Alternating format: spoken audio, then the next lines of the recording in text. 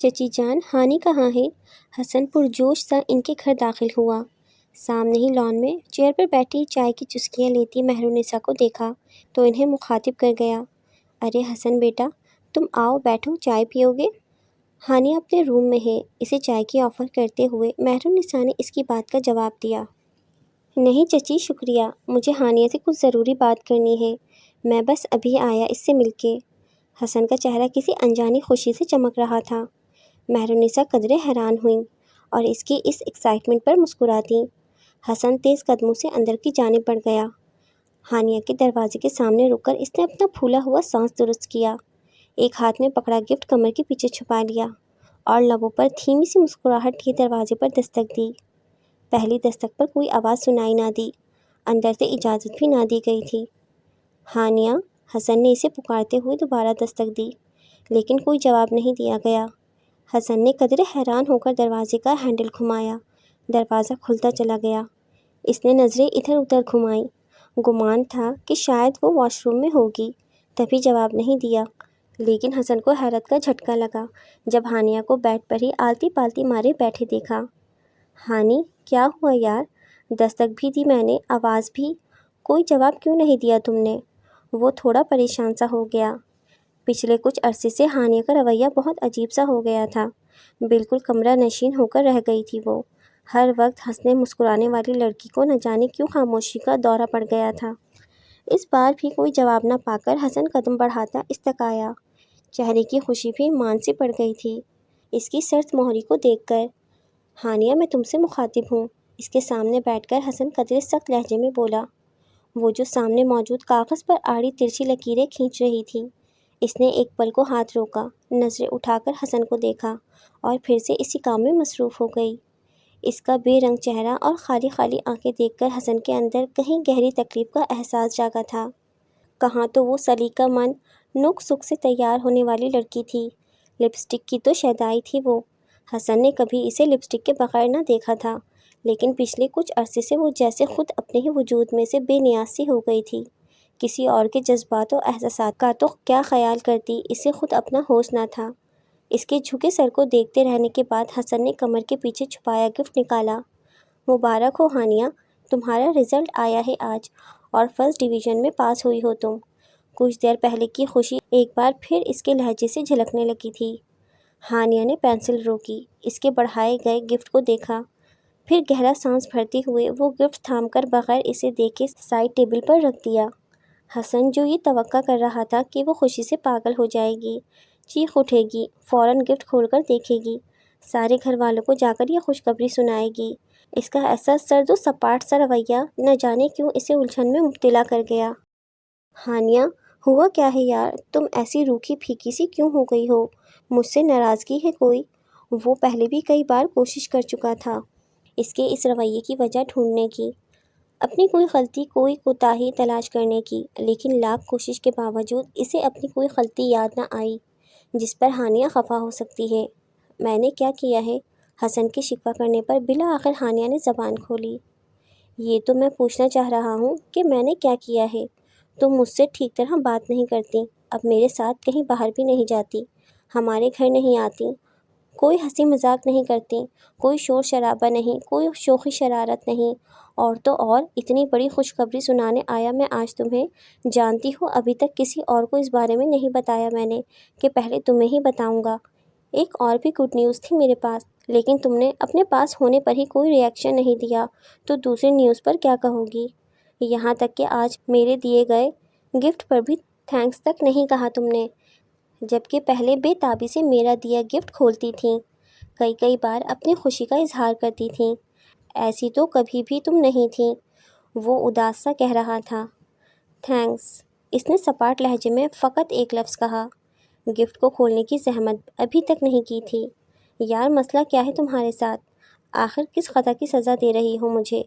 کوئی وجہ تو بتا دو یوں منہ بنانے کی۔ اگر تم اس دن ریسٹورنٹ والی بات سے خفا ہو تو ٹھیک ہے، لے جاؤں گا تمہیں رات کے وقت کسی قبرستان یا پرانی حویلی میں، سہ لوں گا سب کی لان تان، سب کی ڈانٹ بھی سن لوں گا، لیکن خدا را اب یہ ناراضگی ختم کر دو۔ تم جانتی ہو تمہاری خاموشی مجھ پر گرا گزرتی ہے، تم ناراض ہوتی ہو تو میری جان نکل جاتی ہے۔ وہ جھنجھلائے ہوئے سے انداز میں کہے جا رہا تھا۔ یہ دیکھے بغیر کہ قبرستان اور پرانی حویلی کے نام پر وہ خوف سے سفید پڑنے لگی تھی، آنکھوں میں وحشت کا جہاں آباد ہوا تھا۔ مجھے نہیں جانا کسی قبرستان، مجھے کسی حویلی میں نہیں جانا، جاؤ چلے جاؤ یہاں سے، دفع ہو جاؤ تم، مجھے یہیں رہنا ہے میرے کمرے میں، کوئی مت آیا کرو میرے پاس۔ وہ ایک دم ہذیانی انداز میں چیخنے چلانے لگی تھی۔ حسن اپنی بات بھول کر بھوکلاہٹ میں اسے تکنے لگا، جو بے ربط سے جملے بولتی پیچھے کی جانب ہوتی جا رہی تھی۔ دونوں بازو اپنے وجود کے گرد لپیٹے وہ جیسے سب سے چھپنے کی کوشش کر رہی تھی۔ اس کی سانسیں بھی ناہموار تھیں۔ ہانی کیا ہوا ہے تمہیں؟ ہانی پلیز چیخنا بند کر دو، ٹھیک ہے، کہیں نہیں لے کر جاؤں گا تمہیں، پلیز ریلیکس۔ وہ اس کے قریب کھڑا اسے سنبھالنے کی کوشش کر رہا تھا، لیکن ہانیہ اس کے ہاتھ جھٹکتی بار بار پیچھے کی جانب کھسکتی جا رہی تھی۔ مہرالنساء اس کی چیخیں سن کر بھاگتی ہوئی کمرے میں داخل ہوئیں۔ سوالیہ نگاہوں سے حسن کو دیکھا۔ حسن نے بے بسی نگاہ ان پر ڈالی، پھر شانے اچکا دیے کہ وہ خود بھی نہ جانتا تھا ہانیہ کی اس حالت کی وجہ۔ مہرالنساء نے ہانیہ کو پچکارتے ہوئے اسے ٹھنڈا کرنا چاہا۔ وہ ڈرے سہمے سے انداز میں مہرالنساء کے گلے لگ گئی، کسی چھوٹی سی بچی کی طرح جو خواب سے اچانک ڈر جاتی ہے۔ مہرالنساء کے اشارے کرنے پر حسن ایک نگاہ اس پر ڈالتا کمرے سے نکل گیا۔ دادا جی کی طبیعت اچانک بے حد خراب ہو گئی تھی۔ ان سب کے تو گویا ہاتھ پاؤں ہی پھول گئے تھے۔ دادا جی چونکہ ہانیہ کے گھر رہائش پذیر تھے، اس لیے ہانیہ سے کچھ زیادہ ہی محبت تھی انہیں، اپنے ماں باپ سے بھی زیادہ لاڈلی تھی وہ ان کی، اور شاید اسی وجہ سے دادا جی بھی آج کل اس کی طبیعت کے پیش نظر کافی پریشان رہنے لگے تھے۔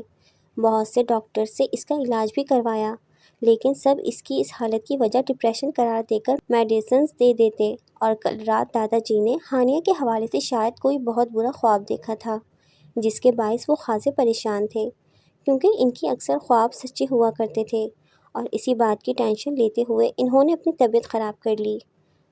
بی پی خطرناک حد تک شوٹ کر گیا تھا، انہیں ہاسپٹل لے جانا پڑا، اور جب حالت خطرے سے باہر آئی تو گھر آتے ہی انہوں نے ایک ہی رٹ لگا دی کہ جلد سے جلد ہانیہ اور حسن کی شادی کی جائے۔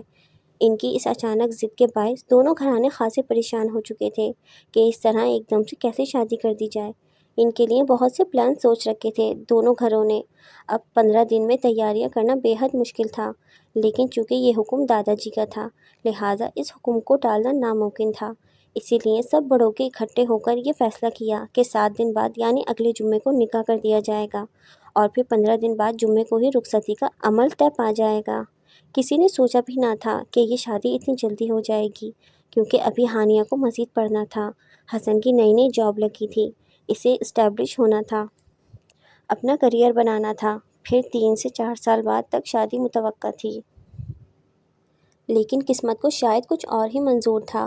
سب گھر والے تو خوش تھے، لیکن دادا جی کی خوشی کا تو کوئی ٹھکانہ ہی نہ تھا، جبکہ ہانیہ کا رویہ ویسا ہی تھا، سرد اور خاموش، اور حسن خوش تو وہ بھی تھا، لیکن ہانیہ کا پر اصرار سا رویہ اسے الجھا رہا تھا۔ خیر، گھر والوں نے یہ امید دلائی تھی اسے کہ ہانیہ شادی کے بعد ٹھیک ہو جائے گی۔ حسن نے بھی پورا ارادہ کر رکھا تھا کہ شادی کے بعد ہانیہ کو اتنی خوشیاں دے گا کہ وہ پھر سے چہکنے لگے گی، پہلے کی طرح ہنسنے بولنے لگے گی۔ کون جانتا تھا کہ شادی کے بعد کیا طوفان آنے والا تھا ان کی زندگی میں۔ نکاح کا دن آ پہنچا تھا، شام 7 بجے نکاح کا وقت رکھا گیا تھا۔ سب مہمان بھی آ چکے تھے، گھر بھرا بھرا سا لگ رہا تھا، ہر طرف چہل پہل تھی، پورے گھر کو لائٹنگ سے سجایا گیا تھا۔ اس وقت دوپہر کے 2 بج رہے تھے جب حسن سب گھر والوں اور مہمانوں کی نظر بچا کر ہانیہ کے کمرے کی جانب آیا۔ امکان تھا کہ اس وقت ہانیہ کے کمرے میں اس کے سوا کوئی نہیں ہوگا۔ حسن نکاح سے پہلے ایک بار اس سے پوچھ کر اس کی رضامندی جاننا چاہتا تھا۔ بے شک یہ رشتہ پہلے ان دونوں کی مرضی سے ہی طے ہوا تھا، لیکن اب ہانیہ کے رویے سے الجھ کر وہ یہ سمجھنے لگا تھا کہ کہیں ہانیہ کسی اور میں تو انٹرسٹڈ نہیں۔ اس رشتے پر اور اس شادی پر بھی اس نے زیادہ خاموشی کا اظہار کیا تھا، اور اسی بات نے حسن کو یہ سب سوچنے پر مجبور کیا تھا۔ بہرحال وہ ایک بار ہانیہ سے اس کی مرضی پوچھنا چاہ رہا تھا۔ اگر واقعی ایسی کوئی بات تھی تو حسن خود گھر والوں کے سامنے اس شادی سے انکار کرنے کا ارادہ کر چکا تھا کہ ہانیہ کی رضامندی کے بغیر اسے حاصل کرنے کی کوئی خواہش نہ تھی حسن کو۔ دروازے پر دستک دیتا وہ اندر داخل ہوا تو ہانیہ کو ڈریسنگ ٹیبل کے سامنے بیٹھے پایا۔ وہ دروازہ بند کرتا دھیمے قدموں سے چلتا اس کی پشت پر آ کھڑا ہوا۔ ایک نظر ڈریسنگ ٹیبل پر بکھری چیزوں کو دیکھا، جن میں ہانیہ کا نکاح کا جوڑا، جیولری، سینڈلز وغیرہ تھیں۔ دوسری نظر حسن نے آئینے میں نظر آتے ہانیہ کے وجود پر ڈالی، جو بالکل سادگی کی حالت میں بیٹھی خالی خالی نگاہوں سے ان سب چیزوں کو دیکھے جا رہی تھی۔ حسن پر ایک نگاہ تک نہ ڈالی تھی اس نے۔ پتہ نہیں کیوں وہ حسن کی طرف سے ایسی بے نیازی برت رہی تھی۔ ہانی، نرم آواز میں حسن نے اسے پکارا۔ ہانیہ نے قدرے چونک کر آئینے میں نظر آتے اس کے عکس کو دیکھا، لیکن اگلے ہی پل نظریں چرا لی۔ حسن چلتا ہوا اس کے سامنے آیا، اس کے اسٹول کے سامنے خود نیچے گھٹنوں کے بل بیٹھ گیا۔ کچھ سوچتے ہوئے اس کا ہاتھ اپنے ہاتھ کی گرفت میں لے لیا۔ کیا سوچ رہی ہو؟ کوئی پریشانی ہے تو مجھ سے شیئر کرو۔ اس نے نرمی سے اس کا ہاتھ دباتے ہوئے جیسے اسے حوصلہ دینا چاہا۔ ہانیہ چند پل یوں ہی بے خیالی میں اسے دیکھے گئی۔ نہیں، کوئی پریشانی نہیں، اس نے دھیمی آواز میں کہتے ہوئے اپنا ہاتھ اس کی گرفت سے نکالنا چاہا، لیکن حسن نے گرفت مزید مضبوط کر دی۔ تو پھر اس رویے کی وجہ؟ ہانی، کیا بات ہے جو تمہارے دل میں کھٹک رہی ہے؟ دیکھو، ہمارے درمیان باقی سب رشتے بعد میں ہیں، سب سے پہلے ہم بہترین دوست ہیں، اور دوست ایک دوسرے سے کچھ نہیں چھپاتے۔ تم اپنے دل کی خلش مجھ سے بیان کر سکتی ہو سکتا ہے ہم دونوں مل کر کوئی حل نکال سکیں۔ وہ ہر ممکن کوشش کر رہا تھا کہ کم از کم ایک بار ہی صحیح، لیکن ہانیہ کھل کر اس سے بات تو کرے۔ کوئی بھی بات نہیں ہے حسن، میں ٹھیک ہوں، اس نے سر جھکاتے ہوئے کہا۔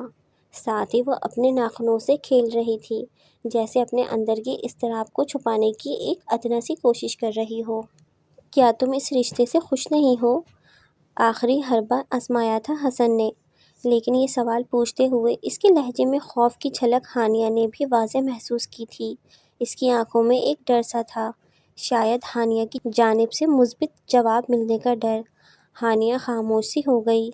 دیکھو ہانیہ، میرے لیے ہمیشہ تمہاری مرضی اہم تھی، اور آج بھی تمہاری بات ہی اہم ہے۔ میں نہیں چاہتا کہ کوئی بھی بات تمہاری مرضی کے خلاف ہو۔ تم بھی جانتی ہو اور میں بھی کہ یہ رشتہ ہم دونوں کی پسندیدگی کے باعث ہی جڑا تھا، اور اب ہمارا یہ رشتہ نکاح کے بندھن میں بندھنے جا رہا ہے۔ ابھی بھی وقت ہے تمہارے پاس، اگر تم کسی اور کو لائک کرتی ہو تو مجھے بتا دو۔ یقین کرو، تم پر حرف تک نہیں آنے دوں گا، سارا الزام میں اپنے سر لے لوں گا، لیکن پلیز آج خاموش مت رہو، اپنے دل کی بات کہو آج بس۔ کسی سے ڈرنے کی ضرورت نہیں ہے تمہیں۔ حسن نے ہمیشہ ہر پل اسے اپنے ساتھ کا احساس دلایا تھا، اور وہ آج بھی یہی کر رہا تھا۔ ہانیہ نے نم آنکھوں سے اس کی جانب دیکھا، اپنا ہاتھ اس کے گرفت سے نکال کر اس کے ہاتھوں کو اپنے نازک ہاتھوں میں تھاما۔ تم کل بھی مجھے پسند تھے حسن، تم آج بھی مجھے پسند ہو، کیونکہ جتنا تم مجھے سمجھتے ہو کوئی اور نہیں سمجھ سکتا۔ تمہیں اپنے ہمسفر کے طور پر پا کر میں خود کو خوش قسمت تصور کروں گی، لیکن شاید میں تمہارے قابل نہیں حسن۔ مجھے ڈر لگتا ہے، خوف آتا ہے کہ زندگی میں کبھی کسی مقام پر اگر تم نے مجھے تنہا چھوڑ دیا تو میں تو جیتے جی مر جاؤں گی۔ کسی کو کھونا اتنا تکلیف دہ نہیں ہوتا جتنا کسی کو پا کر کھو دینا اذیت دیتا ہے، اور اگر میرے ساتھ ایسا کچھ ہوا تو میں برداشت نہیں کر پاؤں گی۔ وہ سسک اٹھی تھی، اور اس کی یہ سسکیاں پگھلے شیشے کی مانند حسن کی سماعتوں تک پہنچی تھیں۔ ایسا کبھی نہیں ہوگا یار، تم ایسا سوچ بھی کیسے سکتی ہو؟ تمہارا ہاتھ تھاما ہے تو ساری زندگی وفا کروں گا تم سے، چاہو تو لکھوا لو، چاہو تو قسم اٹھوا لو۔ تمہیں چھوڑنا تو میرے لیے یوں ہے جیسے میں سانس لینا چھوڑ دوں، اور سانس لیے بغیر کوئی زندہ رہا ہے کبھی؟ آئندہ ایسی کوئی بات سوچنا بھی مت، سمجھی؟ وہ پیار بھرے دھونس جما کر اس سے کہہ رہا تھا، جبکہ ہانیہ کے جواب پر دل سکون و اطمینان سے بھر گیا تھا۔ سارے خدشات کہیں دور جا سوئے تھے۔ حسن بھائی، آپ کو چاہے ساری رات بھی یہاں کھڑا رکھنا پڑا تو ہم رکھیں گے، لیکن جب تک آپ ہماری ڈیمانڈز پوری نہیں کر دیتے تب تک ہم آپ کو ہانیہ سے ملنے نہیں دیں گے، بس۔ ہانیہ کی خالہ کی بیٹی کومل نے باقاعدہ بازو لمبا کر کے اس کا راستہ روکا ہوا تھا۔ یار، ابھی شادی کہاں ہوئی ہے ہماری، صرف نکاح ہی تو ہوا ہے۔ یہ سارے چونچلے اور یہ نیک وغیرہ کے چکر اگلے ہفتے شادی پر پورے کر لینا، اس کا دیدار تو کر لینے دو ایک بار ظالموں۔ ہانیہ کے کمرے کے دروازے کے سامنے کھڑی اس پوری پلٹن کو حسن نے رحم طلب نظروں سے دیکھا، ساتھ ہی بے بس نگاہوں سے دروازے کی طرف بھی، جس کے پیچھے وہ دشمن جاں موجود تھی۔ حسن بے چین ہو رہا تھا اسے نکاح کے جوڑے میں دیکھنے کے لیے۔ نہیں نہیں، بالکل نہیں، آپ نے ان کے جملہ حقوق تو آج ہی اپنے نام محفوظ کروائے ہیں نا، تو آج بھی ہمارا نیک بنتا ہے۔ آج تو آپ کی پتلی حالت دیکھ کر ڈیمانڈ کر رکھی ہے ہم نے، رخصتی کے دن تو اچھی خاصی رقم وصول کریں گے آپ سے۔ کیوں لڑکیوں؟ کومل کچھ زیادہ ہی اچھل رہی تھی۔ سب لڑکیوں نے اس کی ہاں میں ہاں ملائی۔ آخر کچھ دیر بحث کے بعد حسن نے ان کی ڈیمانڈ پوری کرتے ہوئے 30,000 روپے ان کی ہتھیلی پر رکھے۔ تب کہیں جا کر ہانیہ سے ملنے کی اجازت نصیب ہوئی۔ وہ مسرور سا دلکش مسکراہٹ لبوں پر سجائے کمرے کا دروازہ کھول کر اندر داخل ہوا۔ بے تاب نگاہوں سے اس نے تلاشنے کی چاہ کی، لیکن وہ دکھائی نہ دی تھی کہیں۔ ہانیہ، اس نے محبت بھرے لہجے میں پکارا۔ تبھی باتھ روم سے کچھ کھٹ پٹ کی آوازیں سنائی دیں، ساتھ ہی چند سسکیاں۔ وہ حیران ہوتا باتھ روم کی جانب بڑھا، دروازے کے قریب پہنچا تو جیسے سکتہ زدہ ہو گیا، قدموں تلے سے زمین کھسک گئی تھی۔ سامنے ہانیہ ایک ہاتھ میں تیز دھار چھری پکڑے اپنے دائیں ہاتھ پر چھریاں چلائے ہوئے خود کو زخمی کر رہی تھی۔ اس کے منہ سے سسکیاں برآمد ہو رہی تھیں، لیکن آنکھوں میں جنون اور چہرے پر نہ جانے کیسی عجیب سی چمک تھی۔ لبوں پر پراسرار مسکراہٹ نے ڈیرا ڈال رکھا تھا۔ حسن نے ہوش میں آتے ہوئے آگے بڑھ کر تیزی سے اس کے ہاتھ سے چھری چھین کر زمین پر پھینکی اور جلدی سے اس کا ہاتھ تھام کر زخم دیکھا۔ ہاتھ پر ان گنت زخم تھے جن سے خون بہتا زمین پر گر رہا تھا۔ پریشانی کے عالم میں حسن نے دیوار گر شیشے کی طرف دھیان ہی نہ دیا جس پر خون کے چھینٹوں سے ہی لکھا تھا، یو پلس می لو۔ ہانیہ، پاگل ہو گئی ہو تم؟ یہ کیا کر رہی ہو؟ وہ چلایا۔ اس کا خون دیکھ کر حسن کی آنکھوں کے سامنے اندھیرا سا چھانے لگا تھا، جبکہ ہانیہ اس سے اپنا ہاتھ چھڑانے کو زور آزمائی کر رہی تھی۔ ہانی، بس کر دو، کیا پاگل پن ہے؟ دیکھو کتنا خون بہہ گیا ہے۔ چچی جان، محسن۔ تڑپتی مچلتی ہانیہ کو بمشکل سنبھالتے ہوئے حسن نے باقی گھر والوں کو آوازیں دیں۔ چند ہی لمحوں بعد سب بھاگتے دوڑتے وہاں تک پہنچے اور سامنے کا منظر دیکھ کر سب کے ہوش اڑ گئے۔ چچا جان اور چچی جان نے آگے بڑھ کر ہانیہ کو قابو کرنے کی کوشش کی، جو حسن سے کنٹرول ہی نہ ہو رہی تھی۔ چند لمحوں کی زور آزمائی کے بعد ہانیہ کمزوری اور نقاہت کے باعث ان کے بازوؤں میں جھول گئی، جبکہ باقی سب افراد منہ پر ہاتھ رکھ کے ہکا بکا یہ منظر دیکھ رہے تھے۔ وہ جب ہوش میں آئی تو گھر کے قریب سبھی افراد اس کے کمرے میں جمع تھے، منہ لٹکائے پریشان سے۔ ہانیہ قدرے حیران ہوئی یوں سب کی یہاں موجودگی پر، پھر اٹھنے کی کوشش کی، لیکن ایک دم دائیں ہاتھ میں شدید درد کا احساس ہوا۔ کرہاتے ہوئے اس نے اپنے ہاتھ کی طرف دیکھا جہاں بینڈیج کی گئی تھی۔ ناسمجھی سے ہاتھ کو چند پل تکنے کے بعد اس نے الجھ کر اپنی ٹانگوں کی طرف بیٹھی مہرالنساء کی جانب دیکھا۔ اس کے کرانے کی آواز پر سب اس کی جانب متوجہ ہوئے، یوں جیسے ان سب کے وجود میں جان آ گئی ہو۔ ہانیہ، میری بچی، اب کیسی طبیعت ہے تمہاری؟ سب سے پہلے مہرالنساء ہی تڑپ کر اس کی جانب آئیں، ہاتھوں کے پیالے میں اس کا چہرہ تھام کر سوال کیا۔ میں ٹھیک ہوں مما، لیکن آپ سب یہاں سب خیریت ہے نا؟ اور یہ میرے ہاتھ پر کیا ہوا ہے؟ بینڈیج کیوں کی گئی ہے میرے ہاتھ پر؟ وہ الجھے سے انداز میں سب کو دیکھتی پریشانی سے پوچھ رہی تھی، جبکہ اس کی بات پر وہاں موجود سب افراد کو شدید حیرت کا جھٹکا لگا۔ وہ سب تو یہ سوچے بیٹھے تھے کہ ہانیہ کے ہوش میں آنے پر اس حرکت کی وجہ پوچھیں گے کہ وہ کیوں خود کو زخمی کر رہی تھی، لیکن یہاں تو معاملہ ہی الٹ تھا۔ وہ خود بے خبری کے عالم میں ان سے یہ سوال پوچھ رہی تھی۔ کچھ نہیں ہانیہ بیٹا، بس معمولی سی چوٹ لگ گئی ہے تمہیں، اور کوئی بات نہیں۔ تم بتاؤ کیسا محسوس کر رہی ہو اب؟ کمزوری تو نہیں فیل ہو رہی ہے نا؟ دادا جی وہیل چیئر کو گھسیٹتے ہوئے اس کے بستر تک آئے اور اس کے سر پر ہاتھ رکھا، ساتھ ہی باقی سب کو خاموش رہنے کا اشارہ کیا۔ میں ٹھیک ہوں دادا جی، وہ نقاہت محسوس کر رہی تھی، لیکن انہیں بتا کر پریشان کرنا مناسب نہ سمجھا۔ البتہ یہ بات وہ ابھی تک سمجھ نہیں پا رہی تھی کہ اگر اسے چوٹ لگی بھی تھی ہاتھ پر تو اسے کیوں یاد نہیں یہ بات، اور پھر اتنی معمولی سی چوٹ پر یوں سب گھر والوں کے چہرے پر بارہ کیوں بج رہے تھے آخر؟ یقیناً کچھ تو تھا جو اس سے چھپایا جا رہا تھا۔ رضا، تم شفیق کے ساتھ جاؤ، شادی کے جو انتظامات رہتے ہیں وہ سب دیکھو۔ ہانیہ اب ٹھیک ہے، اسے آرام کی ضرورت ہے بس۔ بشریٰ، تم بھی جاؤ، مہمانوں کو دیکھ لو ذرا۔ مہرالنساء، تم سوپ بنا کر لاؤ ہانیہ کے لیے۔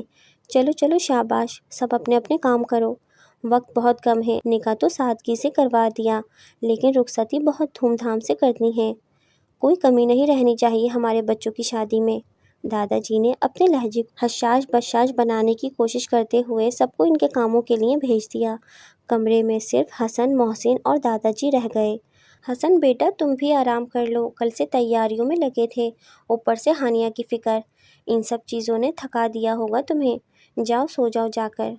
محسن جاؤ تم بھی۔ دادا جان کے کہنے پر محسن سر ہلاتا کمرے سے نکل گیا، جبکہ حسن جھجکتا ہوا وہیں رکا رہا۔ وہ دادا جان، ہانی سے کچھ بات کرنی تھی، اگر آپ کی اجازت ہو تو۔ دادا جان کی سوالیہ نگاہوں سے گھبرا کر وہ بمشکل اپنی بات مکمل کر پایا۔ دادا جان کے چہرے پر مشفقانہ مسکراہٹ نے اپنی جھلک دکھائی۔ میاں تمہاری منقوہ ہے وہ، اس سے بات کرنے کے لیے ہماری اجازت کی ضرورت نہیں ہے اب تمہیں، کر لو بات لیکن جلدی آ جانا۔ اور ہانیہ، مہرونسا سوپ لے کر آتی ہے تو اسے ختم کرنا ہے تمہیں، اور اس کے بعد صرف اور صرف آرام کرو گی تم، سمجھ گئی؟ دادا جان ہانیہ کو تنبیہ کرتے ویل چیئر گھسیٹتے کمرے سے باہر نکل گئے۔ دروازہ بند ہوتے ہی حسن نے ہانیہ کی طرف دیکھا جو پزل سی بیٹھی تھی، صرف ایک نظر حسن پر ڈال کر وہ سر جھکا گئی تھی۔ حسن بغیر کوئی آہٹ کیے چلتا ہوا اس تک آیا، بیٹھ کے ایک طرف ٹک کر بیٹھا، پھر ہانیہ کی پٹھی میں بندھے ہاتھ کو دیکھا۔ وہ سارا منظر ایک بار پھر نگاہوں میں لہرا گیا، جس نے تب حسن کو لرزا کر رکھ دیا تھا۔ تم ٹھیک ہو اب ہانی؟ اس کے جھکے سر کو دیکھتے ہوئے نرمی سے پوچھا۔ ہانیہ نے قدرے حیرت سے سر اٹھایا، وہ سمجھ نہیں پا رہی تھی کہ ایسا کیا ہوا تھا اس کے ساتھ جو سب اس قدر پریشان تھے۔ ہاں میں ٹھیک ہوں، بس ذرا سی نقاہت محسوس ہو رہی ہے، یا شاید سستی، پتہ نہیں کتنی دیر سوتی رہی ہوں میں، اور شاید میرے زیادہ سونے پر ہی تم سب پریشان ہو گئے تھے، ہے نا؟ اس نے کمرے کی بوجھل سے ماحول کو نارمل کرنا چاہا۔ حسن نے بے بسی سے اسے دیکھا، پھر اسبات میں سر ہلا دیا۔ عجیب بات تھی، وہ خود بھول چکی تھی کہ اپنے ہاتھ پر کس وحشت کے عالم میں اس نے پے در پہ وار کیے تھے، تو کوئی دوسرا اس سے کیا سوال کرتا، اس سب کی کیا وجہ پوچھتا۔ ہانیہ ایک بات پوچھوں، سچ سچ بتانا۔ حسن نے جھجک کر بات کا آغاز کیا۔ ہانیہ نے اس کے چہرے کے تاثرات دیکھے، جیسے یہ جاننے کی کوشش کر رہی ہو کہ وہ کیا پوچھنا چاہ رہا ہے، پھر ہلکے سے اسبات میں سر ہلایا۔ تمہیں کوئی ٹینشن ہے کیا، کوئی ذہنی پریشانی؟ دیکھو پلیز مجھ سے چھپانا مت کچھ بھی، یقین رکھو مجھ پر، تمہارا دوست ہونے کے ساتھ ساتھ شوہر بھی ہوں اب میں، تمہارے مسائل اب میرے مسائل ہیں، تمہاری پریشانیاں میری پریشانیاں ہیں، یوں اندر ہی اندر خود کو ختم مت کرو یار، شیئر کرو مجھ سے۔ وہ اس کا بایاں ہاتھ اپنے ہاتھ میں لیتے ہوئے گویا ہوا، ساتھ ہی اس کی آنکھوں میں جھانکا۔ حسن کی بات پر ہانیہ کے چہرے پر اضطراب کی جھلک دکھائی دی، چہرے پر تذبذب کے تاثرات تھے، جیسے وہ سمجھ نہ پا رہی ہو کہ حسن کے اس سوال کا کیا جواب دے۔ بولو ہانی، کیا وجہ ہے آخر کہ تم نے ہنسنا بولنا چھوڑ دیا ہے؟ ورنہ تم تو اتنی زندہ دل لڑکی تھیں، ہر پل باہر جانے کو تیار رہتی تھیں، لیکن اب کتنی بار تم سے باہر چلنے کو کہہ چکا ہوں اور تم ہر بار انکار کر دیتی ہو، دوسروں کے ساتھ مل کر بیٹھتی بھی نہیں ہو، یوں گم سم سی اپنے ہی کمرے میں قید ہو کر رہ گئی ہو۔ کتنے دن ہو گئے تمہارے چہرے پر مسکراہٹ کی ایک ہلکی سی جھلک تک نہیں دیکھی کسی نے، وہ جیسے آج سب کچھ جان لینے کا تہیہ کر کے آیا تھا۔ ہانیہ کے اس حالت نے اسے بھی شدید پریشان کر رکھا تھا۔ ہانیہ نے اس کی گرفت سے اپنا ہاتھ نکالا، پھر نگاہیں چرا کر ادھر ادھر دیکھنے لگی۔ ہانی، میں تم سے مخاطب ہوں یار، جواب دو مجھے۔ وہ جھنجھلا کر رہ گیا اس کی اس خاموشی پر۔ ہانیہ نے آنکھوں میں ہلکی سی نمی لیے اس کی جانب دیکھا، پھر جیسے ہمت متمجہ کرتے ہوئے اسے سب بتانے کی ٹھان لی۔ حسن، میں جس دن سے اس پرانی عمارت سے واپس آئی ہوں نا، یاد ہے جہاں سے تم لے کر آئے تھے مجھے اور ربیہ کو لاسٹ ایگزام کے دن، اس دن سے بہت عجیب سی کیفیت ہو گئی ہے میری۔ اس عمارت میں میرے ساتھ کیا ہوا یہ تو مجھے یاد نہیں، لیکن اس دن کے بعد سے بہت عجیب و غریب خواب آ رہے ہیں مجھے، خود اپنی حالت پر پریشان ہو کر رہ گئی ہوں میں۔ بعض اوقات ایسی حرکتیں کرتی ہوں کہ جس کے بارے میں کبھی سوچا بھی نہیں، اور حیرت کی بات یہ ہے کہ کچھ ہی دیر بعد سب بھول جاتی ہوں میں نارمل لائف جینا چاہتی ہوں حسن، سب کے ساتھ ہنسنا کھیلنا چاہتی ہوں، مل جل کر رہنا چاہتی ہوں، تمہارے ساتھ باہر جانا، لائف انجوائے کرنا چاہتی ہوں، ان خوبصورت لمحوں سے لطف اندوز ہونا چاہتی ہوں، اپنے اس نئے بننے والے رشتے کا لطف اٹھانا چاہتی ہوں، لیکن میں ایسا کچھ نہیں کر پا رہی۔ خود کو بے بس محسوس کرتی ہوں میں۔ ایسا لگتا ہے جیسے کوئی اندیکھی قوت مجھے روک رہی ہے۔ مجھے سب سے الگ تھلگ کر کے رکھنا چاہتی ہے وہ۔ مجھے کسی شہر میں جکڑ لیتی ہے وہ قوت کہ خود پر میرا بس نہیں چلتا۔ میں جانتی ہوں سب بہت پریشان ہیں میرے لیے، لیکن میں کیا کروں، مجھے کچھ سمجھ نہیں آتی۔ تمہیں پتہ ہے بہت عجیب اور خوفناک خواب آتے ہیں مجھے۔ یوں لگتا ہے جیسے میرا دم گھٹ رہا ہے، لیکن میں چاہ کر بھی چلا نہیں پاتی۔ پتہ نہیں یہ خواب ہوتا ہے یا حقیقت، لیکن ایسا کئی بار ہو چکا ہے میرے ساتھ، اور وہ خواب جاگنے کے بعد صرف چند لمحے یاد رہتے ہیں۔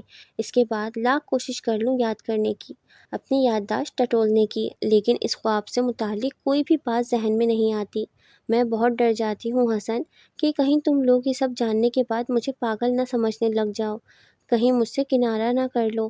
بس اسی لیے کچھ نہیں بتاتی کسی کو۔ وہ جیسے خود پر جبر کیے آج اسے اپنے دل کی باتیں بتلا رہی تھی، جس نے حسن کی پریشانی کو اور زیادہ بڑھا دیا تھا۔ بہت دیر تک وہ پرسوچ انداز میں اسے دیکھتا رہا۔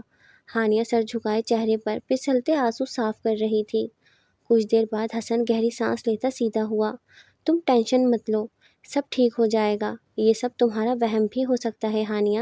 یہ ڈائجسٹ ناولز کی کہانیوں کو تم نے سر پر سوار کر رکھا ہے، اب کوئی تو نتیجہ نکلنا تھا نا اس کا۔ بہرحال تم بے فکر ہو جاؤ، ان سب باتوں کو، ہر ڈر اور خوف کو ذہن سے نکال دو۔ ہماری آنے والی زندگی کے حوالے سے خوبصورت خواب دیکھو، باہر نکلو، شادی کی شاپنگ کرو، تمہارا دھیان بڑھ جائے گا تو حالت بھی بہتر ہو جائے گی۔ رات میں سوتے وقت قرآن پاک کی تلاوت کر کے سویا کرو، سورۃ الناس اور آیت الکرسی پڑھا کرو، برے خوابوں سے چھٹکارا ملے گا۔ اور ہاں، فی الحال اپنی اس حالت کا ذکر کسی اور سے مت کرنا۔ میری اماں تمہاری حالت دیکھ کر پہلے ہی اس رشتے کے حوالے سے تذبذب کا شکار ہیں۔ تم جانتی تو ہو انہیں، یہ نہ ہو شادی پر کوئی نیا مسئلہ ہی کھڑا کر دیں۔ شادی کے بعد بھی خود تمہیں کسی اچھے سے ڈاکٹر کے پاس لے جاؤں گا، تم بالکل ٹھیک ہو جاؤ گی۔ میری محبت میں تمہیں ٹھیک ہونا ہی پڑے گا ہانی۔ وہ لہجے میں گہرے جذبات لیے اسے تسلی دینے کی کوشش کر رہا تھا۔ ہانیہ نے شکر گزار نگاہوں سے اسے دیکھا، ورنہ وہ تو اسی ڈر سے اب تک خاموش تھی کہ کہیں حسن اسے چھوڑنے کا فیصلہ نہ کر لے۔ چند لمحے سرکنے کے بعد حسن نے اپنے کوٹ کی جیب سے کچھ برآمد کیا۔ چھوٹی سی ڈبیا تھی وہ۔ کچھ دیر اسے ہاتھ میں لیے وہ تکتا گیا، جبکہ ہانیہ کی بھی سوالیہ نگاہیں ڈبیا پر جمی تھیں۔ حسن نے ہانیہ کو دیکھا، پھر مسکرا دیا۔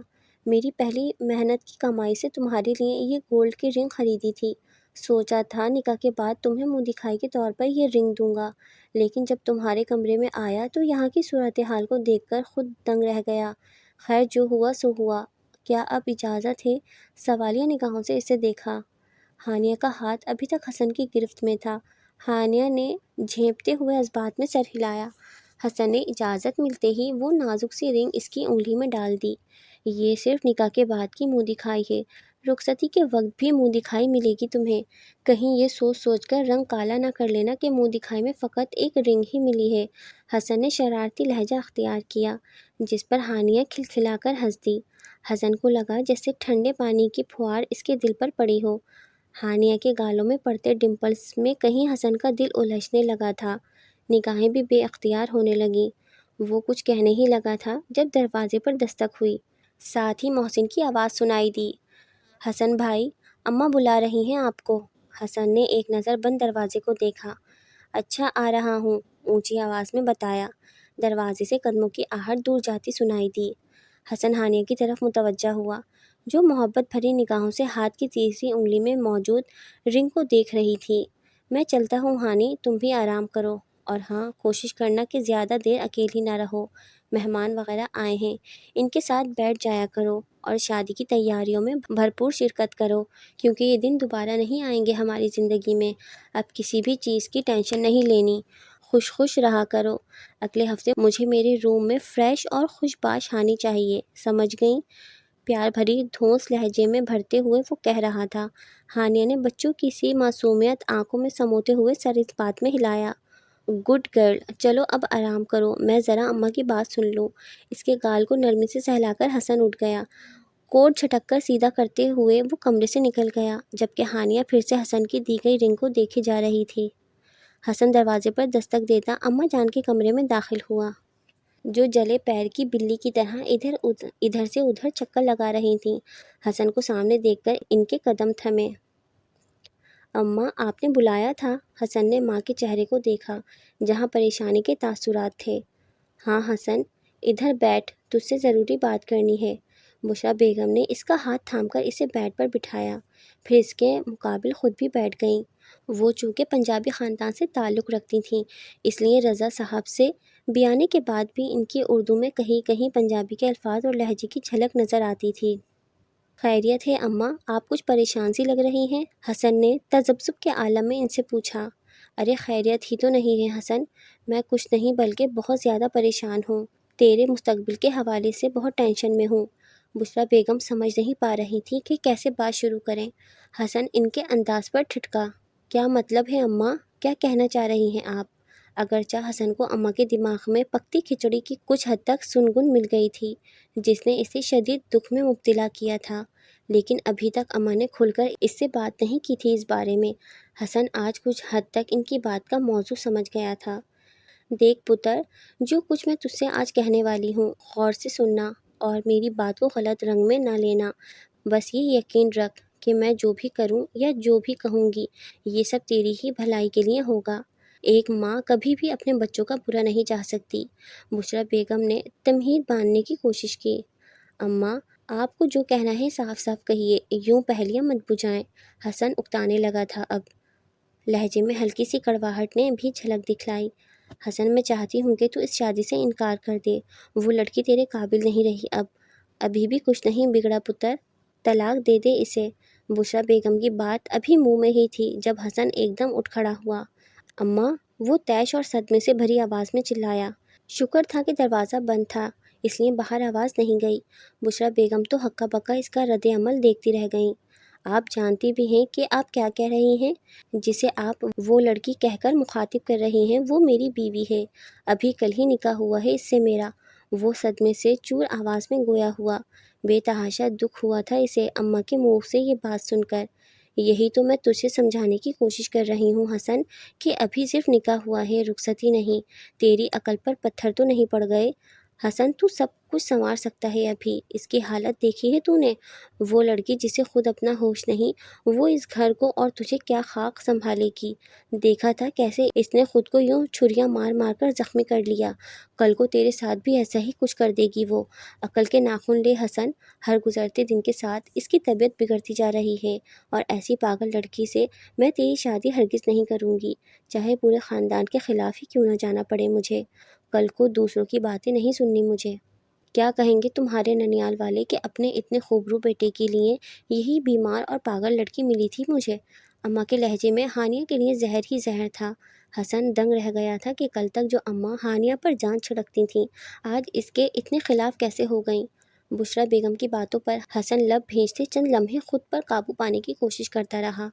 کل تک ہانیہ کے آگے پیچھے پھرنے والی آپ ہی تھیں اماں، اسے میری بیٹی کہتے منہ نہ تکتا تھا آپ کا، تو وہ ساری محبت ایک دم کہاں جا سوئی ہے؟ آج تو اتنا زہر اگل رہی ہیں آپ اس کے خلاف۔ حسن نے بالوں میں ہاتھ پھیرا، خود کو کمپوز کرنے کی کوشش کی اور طنزیہ انداز میں ان سے مخاطب ہوا۔ تب بات اور تھی حسن، تب وہ بالکل ٹھیک تھی، اور تب میری بھی دلی خواہش تھی اسے اپنی بہو بنانا، لیکن آج وہ خود غرض لہجے میں ہی کہہ رہی تھیں۔ لیکن آج اس کی طبیعت خراب ہو گئی، ذرا سا مسئلہ ہو گیا اس کے ساتھ، تو آپ کو اس میں 100 کیڑے نظر آنے لگے۔ خدا کا کچھ تو خوف کریں اماں، چچا جان اس کا علاج کروا رہے ہیں، اور شادی کے بعد میں خود علاج کروا لوں گا اس کا، آج نہیں تو کل وہ ٹھیک ہو جائے گی۔ اتنی خود غرضی کا مظاہرہ کیسے کر سکتی ہیں آپ؟ اچھے وقت میں تو سبھی ساتھ دیتے ہیں اماں، مخلص تو وہ ہوتے ہیں جو برے وقت میں بھی آپ کے ساتھ رہیں، اور میں ہانیہ کے ساتھ مخلص ہوں، مرتے دم تک اس کا ساتھ دوں گا۔ یہ رشتہ صرف ہم دونوں کی ہی نہیں پورے خاندان کی مرضی سے جڑا تھا۔ 4 سال ہم دونوں نے اس رشتے کے حوالے سے خوبصورت خواب سجائے ہیں، ہم سفر کے طور پر ایک دوسرے کو ہی دیکھا ہے۔ آپ ہم سے ہمارے خواب نہیں چھین سکتی۔ اس سے نکاح ہوا ہے میرا، اور میں کسی قیمت پر اس نکاح کو ختم نہیں کروں گا۔ جو ڈیٹ فکس ہوئی ہے اسی ڈیٹ کو شادی بھی ہوگی ہماری، اور یاد رکھیے گا اماں، اگر آپ نے دوبارہ ایسی کوئی بات کہی یا شادی میں کسی قسم کی کوئی رکاوٹ ڈالنے کی کوشش کی اور اپنی ضد نہ چھوڑی تو سمجھ لیجئے گا کہ حسن آپ کے لیے مر گیا، کیونکہ ہانی کے بغیر جینے کا کوئی تصور ہی نہیں میرے پاس۔ آخر میں حسن کی آواز میں ہلکی سی نمی کی آزمائش تھی، جبکہ بشریٰ بیگم تو حیران پریشان اس کا چہرہ ہی دیکھتی جا رہی تھیں۔ انہیں لگا تھا کہ حسن فوراً ان کی بات مان جائے گا، نہ بھی مانے گا تو ڈرا دھمکا کر ضد کر کے اس سے منوا لیں گی، لیکن یہاں تو پانی سر سے گزر چکا تھا، وہ تو گویا پاگل ہو چکا تھا ہانیہ کے عشق میں۔ دماغ خراب ہو گیا ہے اس لڑکے کا، کیا ملے گا اس سے شادی کر کے، مفت کی مصیبت سر ڈال لے گا بس۔ حسن کے جانے کے بعد وہ غصے سے بڑبڑا کر رہ گئیں، البتہ اس کے اس شدید رد عمل کے بعد ان میں اتنی ہمت نہ تھی کہ کسی اور سے اس بات کا تذکرہ کر سکتیں یا دوبارہ حسن سے ہی اس بارے میں کچھ کہہ سکتیں۔ اب مصلحت یہی تھی کہ خاموشی رہا جائے۔ گھر کی خواتین شادی کی شاپنگ کے سلسلے میں مارکیٹ گئی ہوئی تھیں، جبکہ تایا جی اور بابا ہال وغیرہ کی بکنگ کے سلسلے میں مصروف تھے۔ کچھ مہمان گھر میں موجود تھے۔ ہانیہ کچھ دیر باہر ان کے پاس بیٹھی رہی، لیکن شدید بوریت کا احساس ہو رہا تھا اسے۔ پچھلے 2 دن سے اس میں کافی چینج آیا تھا۔ باہر نکل کر بیٹھنے لگی تھی وہ سب کے ساتھ، حالت بھی قدرے بہتر تھی اس کی۔ کومل کے ساتھ ہنسی مذاق بھی چلتا رہتا تھا، لیکن آج کومل بھی بازار جا چکی تھی اپنی ضرورت کی چند اشیاء کی خریداری کے لیے، اور وہ کومل کے بغیر خود کو اداس سا محسوس کر رہی تھی۔ ویسے تو وہ بھی شاپنگ کے لیے جا رہی تھی، لیکن آج چونکہ اسے پارلر جانا تھا اس لیے وہ گھر پہ ہی رک گئی تھی۔ محسن کی ذمہ داری لگائی تھی اسے پارلر ڈراپ کرنے کی، جبکہ حسن سے مکمل پردہ کروا دیا تھا اس کا۔ وہ بہانے بہانے سے ان کے گھر آتا، لیکن کومل اور دوسری لڑکیاں ہر بار اس کی چوری پکڑ لیتیں اور ہانیہ کو ایک نظر دیکھنے کی خواہش دل میں دبائے اسے واپس لوٹنا پڑتا۔ ہانیہ بھی انجوائے کر رہی تھی اس سچویشن کو۔ حسن کا خیال آتے ہی اس کے لبوں پر دل فریب سی مسکراہٹ نے اپنا ڈیرا جمایا۔ پارلر کے لیے نکلنے میں ابھی 1.5 گھنٹہ باقی تھا۔ وہ کچھ دیر آرام کرنے کی غرض سے اپنے کمرے میں آئی، ڈریسنگ کے سامنے جا کر دوپٹہ کندھوں سے اتار کر بیڈ پر پھینکا، بالوں کو کیچر سے آزاد کرتے ہوئے ان میں برش پھیرنے لگی، ساتھ ہی ساتھ ہلکی سی آواز میں وہ کچھ گنگنا بھی رہی تھی۔ چہرے پر دل فریب اور خوشنما رنگ موجود تھے، جو اس بات کے ضامن تھے کہ اس کے خیالوں میں فی الوقت حسن کا بسیرا تھا۔ بالوں کو ڈھیلے سے جوڑے میں مکید کر کے مسکراتے ہوئے وہ کھڑکیوں کے پردے برابر کرتی لائٹ بند کرنے کو سوئچ کی جانب بڑھی کہ اسے روشنی میں نیند نہیں آتی تھی۔ ابھی بٹن آف کیا ہی تھا جب اسے عجیب سا احساس ہوا، ایک دم کسی غیر مرئی طاقت کے زیر اثر وہ دیوار سے جا لگی۔ شدید خوف کی ایک تیز لہر اس کے پورے وجود میں سرایت کر گئی، آنکھوں سے وحشت چھلکنے لگی تھی۔ اس نے اپنے وجود کو حرکت دینے کی کوشش کی، لیکن اپنی جگہ سے 1 انچ بھی نہ ہل پائی۔ ہاتھ یوں دیوار سے لگے تھے جیسے ہتھکڑیاں ڈال دی گئی ہوں۔ مسلسل خود کو اس اندیکھی قید سے چھڑانے کی کوشش کرتے ہوئے اچانک اسے ٹھٹک جانا پڑا۔ اپنے قریب، بہت قریب کسی اور وجود کی موجودگی کا احساس ہوا تھا اسے۔ سانسوں کی تپش اپنے رخسار پر محسوس ہوئی تھی۔ اس نے دہشت سے سر اٹھا کر ادھر ادھر دیکھا، پردوں کی اوٹ سے اندر داخل ہوتی ہلکی ہلکی سی روشنی میں اسے کوئی بھی دکھائی نہ دیا، جس پر وہ ٹھٹر کر رہ گئی۔ اس نے چیخنے کی کوشش کی، لیکن کسی نے اس کے ہونٹوں پر انگلی رکھ کر خاموش کروا دیا۔ ساتھ ہی پر اسرار سی مردانہ آواز بہت نزدیک سے سنائی دی تھی، جیسے کوئی اس کے کان کے قریب سرگوشی میں بول رہا ہو۔ ہانیہ کی تو گویا سانسیں ہی رک گئیں، خوف سے پھٹتی نگاہوں میں اب آنسو جمع ہونے لگے، بدن پر لرزش سی طاری ہو گئی۔ چند لمحوں بعد اس نظر نہ آنے والے وجود کی انگلی کا لمس اس نے اپنی کنپٹی پر محسوس کیا، اور اس جادوئی کا طاقت نے جیسے اس کے دل کے سارے ڈر، خوف اور وحشت کو کہیں دور بھگا دیا تھا۔ وہ خود کو کسی طلسم میں جکڑا ہوا محسوس کرنے لگی۔ آنکھیں خود بخود بند ہونے لگیں۔ ایک سرور کی سی کیفیت تھی جو پہلے کبھی محسوس نہ ہوئی تھی۔ دل عجب لذت کے عالم میں اس لمس کو محسوس کر رہا تھا۔ وہ انگلی کنپٹی سے رینگتی ہوئی اب دائیں رخسار پر آ رکی تھی، ٹھیک اسی جگہ جہاں اس کا ڈمپل تھا۔ ہانیہ کے لب خود بخود مسکرا اٹھے، گالوں کے گڑے مزید واضح ہونے لگے۔ انگلی اب دھیرے دھیرے حرکت کرتی اس کی ٹھوڑی تک پہنچی تھی، اور پھر انگلی اس کے چہرے سے ہٹا لی گئی۔ بیوٹیفل، کان کے قریب ایک بار پھر سرگوشی کی گئی تھی، لیکن اس بار اس سرگوشی نے اسے خوف میں مبتلا نہیں کیا تھا۔ اس کا دل اس سرگوشی نما آواز کو بار بار سننے کے لیے مچلنے لگا۔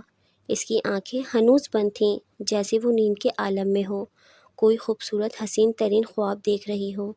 جیسے ساعتیں گزرتی رہیں، جب اس نے اپنا وجود ہوا میں معلق ہوتا محسوس ہوا۔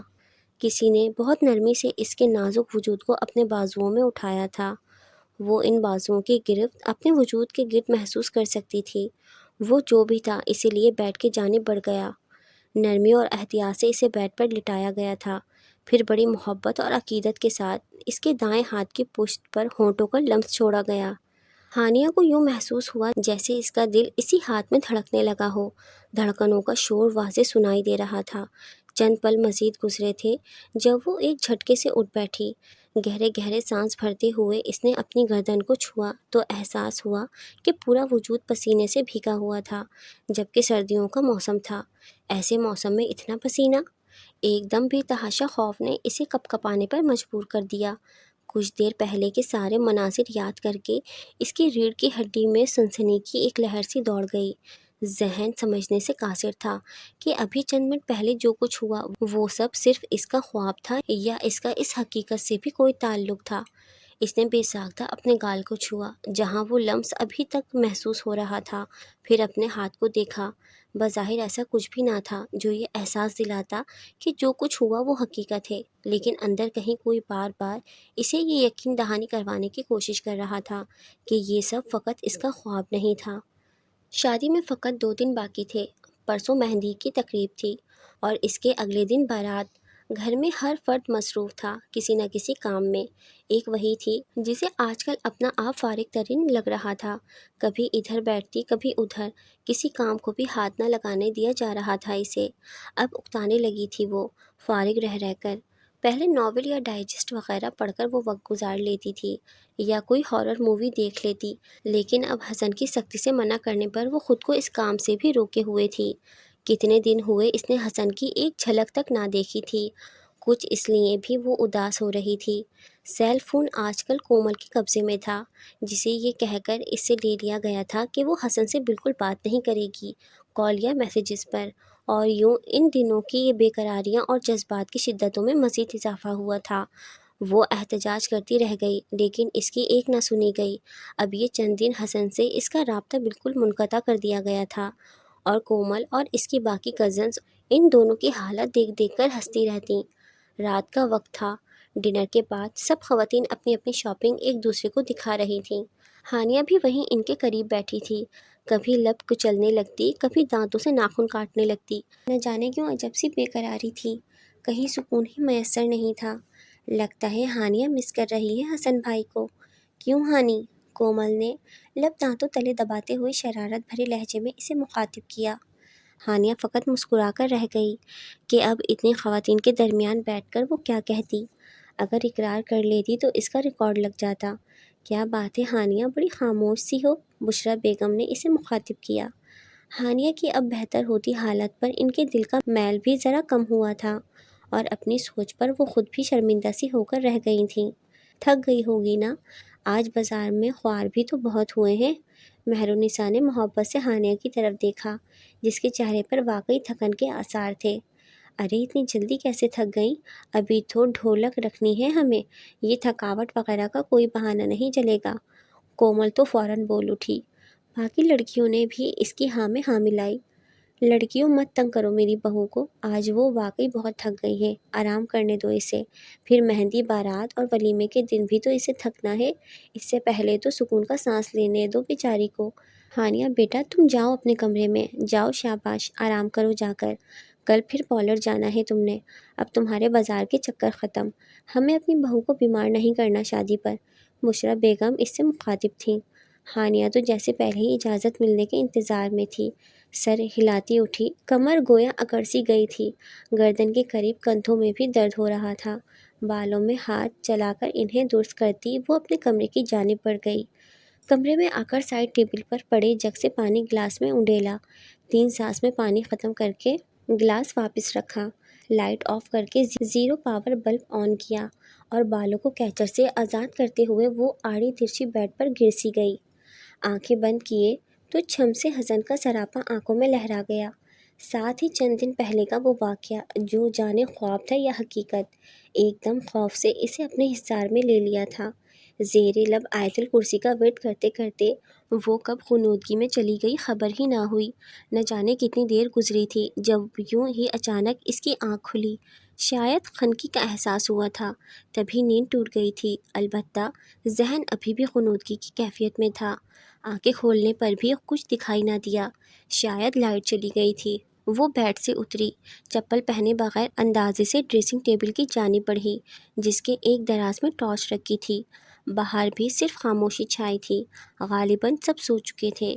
تبھی کسی قسم کی کوئی آواز سنائی نہ دے رہی تھی۔ وہ ادھر ادھر ہاتھ مارتی ڈریسنگ تک پہنچی، دراز کو کھول کر ہاتھ سے ٹٹولتے ہوئے ٹارچ تلاش کرنے کی کوشش کی۔ چند ہی لمحوں میں ٹارچ اس کے ہاتھ میں تھی۔ اس نے ٹارچ آن کی لیکن وہ آن ہی نہیں ہوئی۔ بار بار بٹن آن آف کرنے کے باوجود بھی کامیابی نہ ہوئی تو وہ جھنجھلا سی گئی۔ کیا مصیبت ہے؟ انداز میں غصے کی جھلک تھی۔ پیشانی پر ہاتھ رکھتے ہوئے اس نے غصے کو کم کرنا چاہا۔ سیل بھی پاس نہ تھا کہ اس کی ہی روشنی لے لیتی۔ تیش میں ہانیہ نے ٹارچ کو دوسرے ہاتھ پر مارا اور حیرت انگیز طور پر ٹارچ آن ہو گئی۔ ہانیہ نے حیران ہو کر ٹارچ کی جانب دیکھا جس کا بٹن تو آف تھا، پھر ٹارچ خود بخود کیسے جل اٹھی؟ ابھی وہ اسی بات پر الجھ رہی تھی جب اس کی نگاہ ڈریسنگ مرر پر پڑی اور خوف کی ایک شدید لہر اس کے پورے وجود میں سرایت کر گئی۔ بے ساختہ منہ پر ہاتھ رکھ کر اس نے اپنی چیخ کو روکا تھا، 2 قدم لڑکھڑا کر پیچھے ہوئی، اس سرد موسم میں پیشانی پر آئی پسینے کی بوندوں کو ہاتھ سے صاف کیا، پھر پھٹی پھٹی نگاہوں سے دوبارہ ڈریسنگ مرر کو دیکھا جہاں تازہ خون سے چند الفاظ لکھے تھے: Haniya, come to S P fort on 17 دسمبر ایٹ 2:30 AM۔ اس کے ہاتھ سے ٹارچ چھوٹ کر زمین پر جا گری۔ 17 دسمبر کی رات 2:30 بجے اسے اس جگہ بلایا جا رہا تھا اور آج 16 دسمبر کی رات تھی، یعنی کل۔ لیکن کیوں؟ اور بلانے والا کون تھا؟ کیا مقصد تھا اس کا؟ کیوں وہ ہانیہ کے پیچھے پڑا تھا؟ کیوں ہر وقت اسے خوف کے حصار میں قید رہنے پر مجبور کر رہا تھا؟ بہت سے سوال اٹھ رہے تھے اس کے دماغ میں، لیکن وہ بے یقینی سے شیشے کو دیکھی جا رہی تھی۔ تبھی لائٹ آنے سے پورا کمرہ روشنی میں نہا گیا۔ ہانیہ نے آئینے کی جانب دیکھا، وہ الفاظ غائب نہیں ہوئے تھے۔ تازہ خون بہتا ہوا نیچے تک آتا ڈریسنگ ٹیبل کو رنگین کرتا جا رہا تھا۔ مطلب یہ سب جسے وہ اب تک خواب سمجھتی رہی تھی وہ خواب نہیں تھا، مجسم حقیقت تھا، اور آج اس موقع کے بعد وہ اس حقیقت کو جھٹلا نہیں سکتی۔